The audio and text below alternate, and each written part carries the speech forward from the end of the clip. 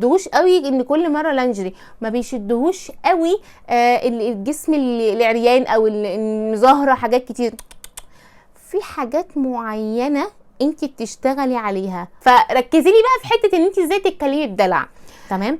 فانت لو هتشتغلي على حته البرفيوم فعشان يبصلك اوكي، انت حاسه ان جوزك بيركز معاكي فتقعدي قاعده معينه فهيفهم منها حاجه اوكي، وانت قاعده ايه؟ عبده العبيط. القعده ذات نفسها ده لو انت بعيد عنه. طب لو انا قاعده جنبه، لو انت قاعده جنبه انت ممكن تكوني باصه على التلفزيون بس ايدك مش جنبك، يعني فاهمه؟ ايدك بقى في اي حته، في شعره، في رقبته، عليه. يعني عارفه اللي بيمسك مثلا ورقه ويقعد يعمل فيها، عارفه اللي بيسرح في حاجه، هو نفس النظام.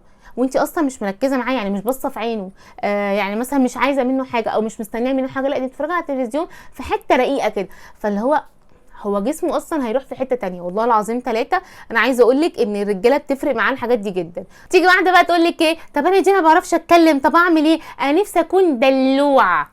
تعالي بقى الحته دي بتاعتك قوي، الحته دي بتاعتك انتي بس. شفتوا في بنات بره، وانا بشوفها كتير صراحه في العربيات وفي المواصلات وفي الشغل، يا لهوي بنات بقى تقولي ايه اصلي مش عارفه ايه وتقعد بقى تتكلم كده. تمام؟ وانتي في البيت بتقول بقول لك يا محمد، بقول لك يا محمد دي ده يعني ده اخوكي لما يكون في الصاله عندكم في بيتكم هناك. لكن بقول لك يا محمد مع جوزك لا، محمد ممكن يرميكي ويتجوز غيرك، تقولي موجي حمودي، لا ايوه يا قلبي، انت فاهمه؟ فركزي لي بقى في حته ان انت ازاي تتكلمي بدلع. اول حاجه كده، انت صوتك اصلا بيبقى مش منخفض ولكن في هدوء، يعني فاهمه؟ انا مثلا يعني لو انت زي مثلا تون الصوت بتاعك دايما عالي، حتى لو انت بتتكلمي في العادي تحس نفسك كنت زعقي ليه، لا انا تون الصوت عندي اصلا عالي. فعشان انت تعملي كنترول، فانت لما تعملي كنترول اصلا على العلو فصوتك يبقى طبيعي فتبقي هاديه.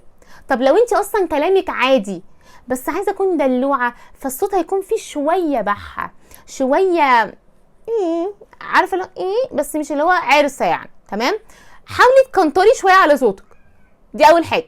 طيب الحاجه اللي بعد كده، ايا كانت الحاجه اللي انت عايزه تقوليها، طريقه الكلام، الاسلوب، الدلع، كل ده ما بنتكلمش فيه مره واحده مع الراجل. لو انت ما بتعرفيش تتعلمي او انت ما بتعرفيش تتكلمي اصلا، مرايتك الجميله واقعدي بقى اتدلعي بقى، اتكلمي بالطريقه اللي انت عايزاها لحد ما بقك يتعود عليها. طب انا اصلا ما عنديش الخلفيه بقى، خش على الست هند رستم والست هيفا وشوفي هيفا بتتكلم ازاي.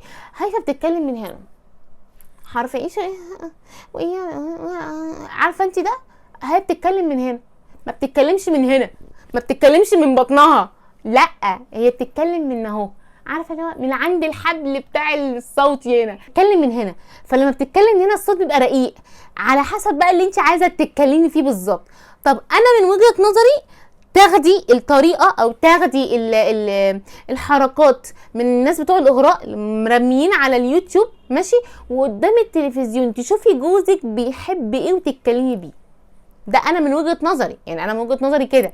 تمام؟ ليه؟ عشان ما بتبقيش فيك، احنا عايزين انت تتعلمي ده، عايزين انت تكوني كده، انا دي طبيعتي، انا ده اسلوبي، انا ده الطريقه بتاعتي. بس اكيد طبعا مش مثلا في طول الوقت كده، في وقت معين بتتكلمي بالطريقه دي.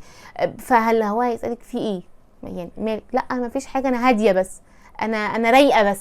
كلمه رايقه، رايقه ليه بقى؟ لا طب تعالي بقى، ده انت رايقه، فهيتبسط فهيجيلك. كل ده انا بشتغل على ان انا بجذبه ليا في البيت. دي كانت كل الحاجات اللي انا عايزه اخليكي انت بشخصيتك تتعاملي بيها. اللبس يا دينا، لا تعالي لي بقى، لا تعالي لي بقى عشان اللبس ده موال وموال. بس انا هديكي الخلاصه في نقطتين. عايزه اقولك ان لبسك الخروج هيكون اغراء زي لبسك بتاع البيت. ايه دي يا جينا؟ يعني انا هخرج بضيق ومحزه وملزق؟ لا لا مش ستايل، اصبري عليا بقى، اصبري عليا بقى، انت واخدالي في وشك كده. ركزي معايا يا ماما، ركزي معايا. انا عايزه اقولك انك لازم تكوني انيقه وشيك جدا جدا جدا وانت مع جوزك. انت واجهه جوزك، بتلبسي بقى خمار، بتلبسي ادناء، بتلبسي لبس محتشم، بتلبسي بلوزه وبنطلون، بتلبسي اي حاجه، انا لازم اكون A1 بيرفكت، ما فيش غلطه فيا، ما عنديش اوبشن ان الراجل بيكون احلى مني، يعني الفكره ذات نفسها مش موجوده. تمام. حتى في الشكل، يعني انا كدينا لما باجي مثلا لما حد بيجي يتقدم او كده، لا هو ما ينفعش يكون الراجل احلى مني، هو ما ينفعش. انا الست، انا الحلوه، انا اللي المفروض اكون انا الست يا جماعه. يعني ايه راجل انا امشي حوط عليه من الستات؟ لا طبعا، هو المفروض ان يكون هو اللي بيحوم حواليا عشان يحافظ عليا، وفاهمين؟ فانا ما ينفعش يكون انا خارجه مبهدله، وحتى لو بلبس عبايه اي حاجه ومش عارفه. لا، لو بتلبسي عبيان بتلبسي العبيان الخليجي. انا عامله فيديوهين عندي على الانستجرام، شوفي العبايات الخليجي، اقسم بالله احلى من اجدعها براند. اشيك لبس انت ممكن تلبسيه، الهيلز بتاعتك على الشنطه على الطرحه الخليجي والميك اب الخفيف، عارفه انت اللي هو ايه، دي مش هنا، دي ست راقيه جدا. تمام. فده كان بالنسبه للبس الخروج. لبس طيب. البيت هجيب لك بقى خلاصته، هجيب لك النهايه بتاعته. لو انت عروسه جديده تمتعي بلبسك والبسي وغيري واقلعي وظبطي، بصي عيشي حياتك، يعني حللي الفلوس. طب انا متجوزه بقالي فتره يا دينا، ومفيش امكانيه ان انا ممكن كل شويه اجيب لبس، كل شويه مش عارفه ايه، كل شويه الحاجات دي كلها.